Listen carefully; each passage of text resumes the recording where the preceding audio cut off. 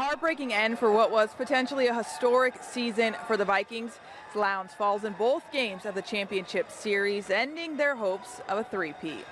This year's GHSA baseball runner-up for the 6A classification are the Vikings from Lowndes. You know, they're hurting right now, and I know they're struggling, and that's because of their competitors. They're competitors, and they hate to lose. You'd have told us at the beginning of the year that we'd be here with this opportunity. I think we'd all took it. Not the result we wanted. Tough day on the mound for Lowndes' go-to guys. Raiders teeing off on Brinson Roundtree in Game 1. The sophomore threw 5 innings, allowing 7 hits. 5 of Walton's 7 runs scored against him.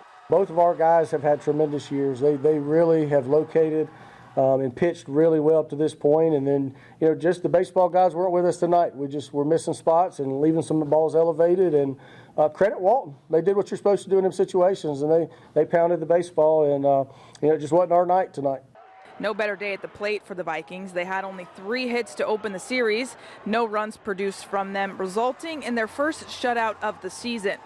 The intermission seemingly pumping air into the Vikings. A 3-run inning opened the game.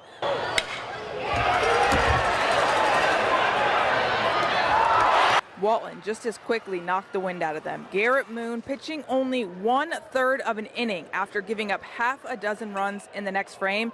Any chance of life just sucked away by the Raiders, no more than in the 4th.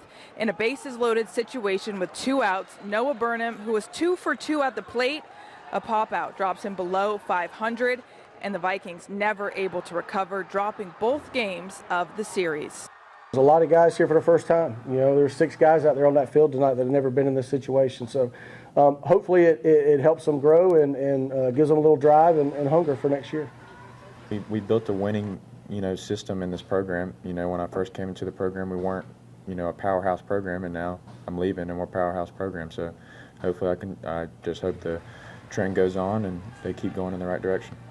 On a positive note, the Vikings don't turn over nearly as much talent on their roster as they did last season, and they still made it to the state playoffs this year. So a bright future ahead for what is now considered a powerhouse program in Titletown. Reporting in Atlanta, Janier Cooper, WALB Sports.